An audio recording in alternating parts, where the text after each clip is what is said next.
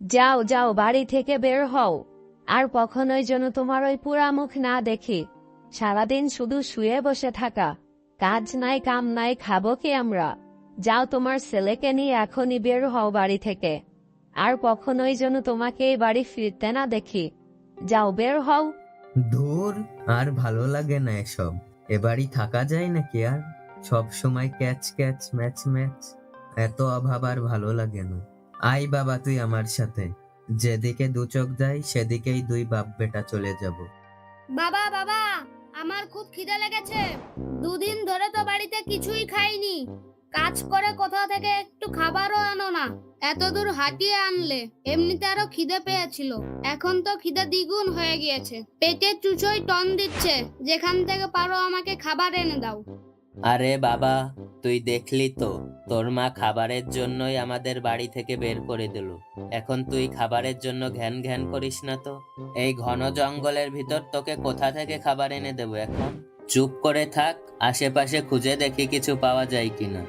বাড়ি থেকে সজীবের বউ বের করে দেওয়াতে তারা রাগ করে ঘন জঙ্গলের মধ্যে চলে এসেছে হাঁটতে হাঁটতে।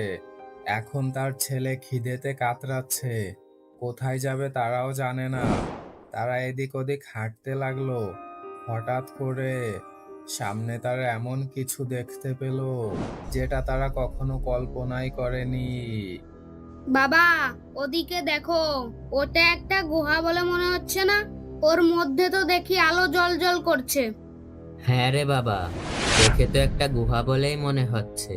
আবার আলো তো দেখি জ্বলজ্বল করছে ওর মধ্যে। চল তো গিয়ে দেখি। ধনরত্নও হতে পারে ওর মধ্যে, না হলে তো কোনো গুহা এরকম জ্বলজ্বল করে না রাত্রে বেলায়। সজীব এবং তার ছেলে গুহার মধ্যে গিয়ে যা দেখতে পায় সেটা যেন রূপকথার গল্পের সাথে হুবহু মিলে যায়। বাবা, ওটা দেখো। মনে হচ্ছে তো একটা গ্রাম। কি বলিস রে বাবা? এ তো দেখি সত্যিই একটা গ্রাম। এই ঘন জঙ্গলে গুহার মধ্যে কে গ্রাম বানিয়ে রাখবে রে?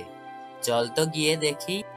বাবা, এটা আবার কোনো ফাঁদ নয় তো?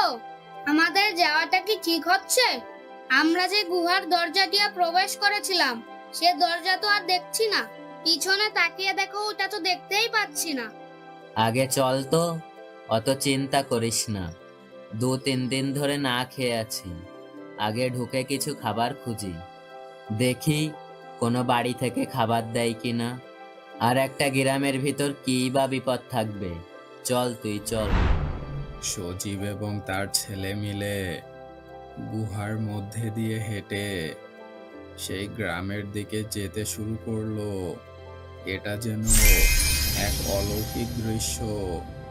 এত সুন্দর জায়গা যেটা বলে বোঝানো যাবে না। ছিল অনেক সুন্দর ঝর্ণা, পাহাড়, অনেক সুন্দর সুন্দর বাড়ি, কিন্তু কোনো মানুষ ছিল না। যদিও ছিল দু একজন। কি হয়েছিল এইখানে যে এই গুহার মধ্যে গোটা একটা গ্রাম এসে পড়েছে? কিভাবে হলো এটা?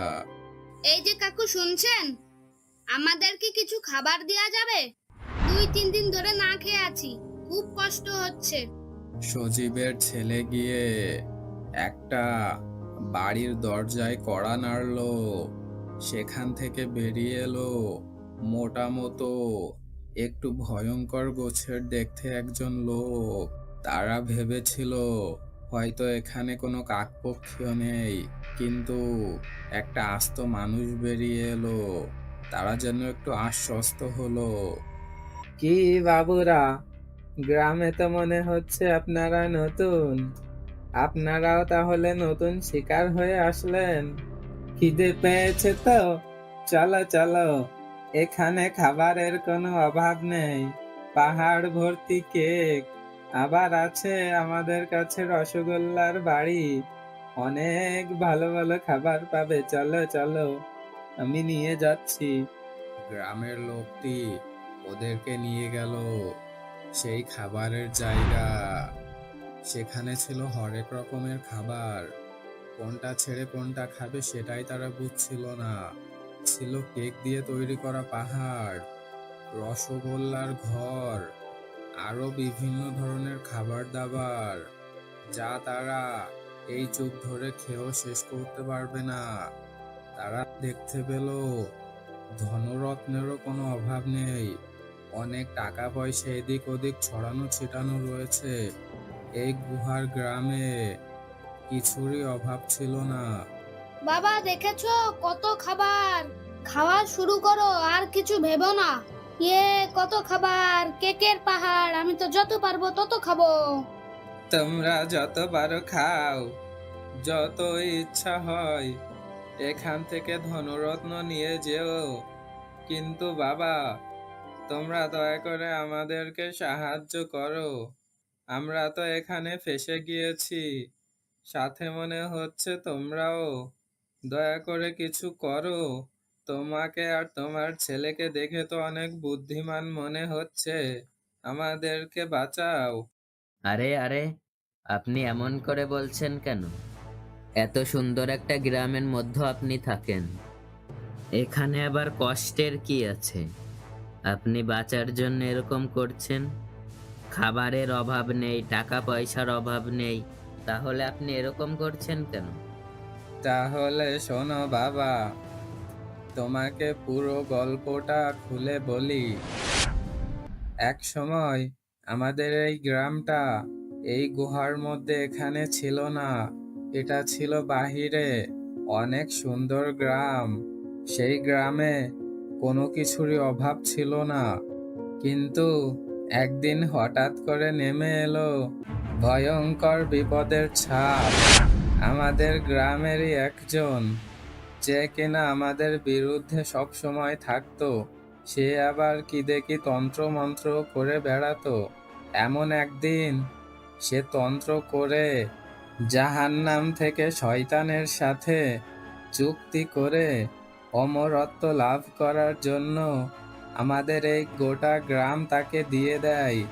সেই ভয়ঙ্কর দানবটা আমাদের এই গোটা গ্রামটা সে গিলে ফেলে, এবং আমরা তখন থেকেই এই ভয়ঙ্কর মোটা শয়তান দানবের পেটে বাস করছি।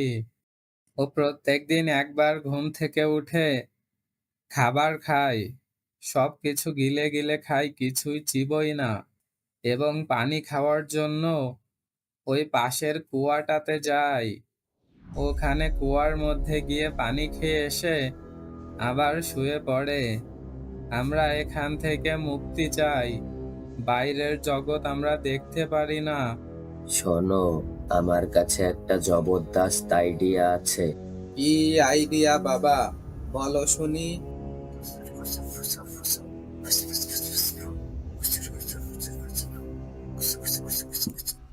আমরা যেখান দিয়ে এসেছি সেখান দিয়ে বের হওয়ার রাস্তাটা আমরা খুব ভালোভাবেই চিনি। অদ্ভুত ভয়ঙ্কর দানব ডাইনিটা যখন ঘুমিয়ে থাকবে, তখন আমরা মোটা ডাইনিটার পেট থেকে বের হব। তারপর ডাইনির পেটে কিছু পাথর রেখে দিয়ে আমরা ওর ওই বিশাল বড় পেটের রাস্তাটা বন্ধ করে দিব। ওর পেটে আরো আরো বেশি পাথর ঢুকিয়ে অনেক বেশি ভারী পেট করে দেব। তারপর যখন ও কুয়াতে পানি খেতে যাবে, ও নিজের পেটের ভার আর সইতে না পেরে কুয়ার পানিতে উল্টে পড়ে যাবে। পাথরের ভারে কুয়ার আরো বেশি গভীরে তলিয়ে যাবে। তারপর এই পৃথিবী মুক্তি পাবে এক ভয়ঙ্কর দানব ডাইনির হাত থেকে। আমরাও মুক্তি পেয়ে যাব। সজীব যেমনটা ভেবেছিল সেই অনুযায়ী কাজ করে সত্যি সত্যি ওই ভয়ঙ্কর দানব ডাইনিটিকে এই দুনিয়া থেকে বিদায় দিয়ে দিল, এবং এই পৃথিবী এক সদ্য নতুন ভোরের আলোয় ফুটে উঠলো।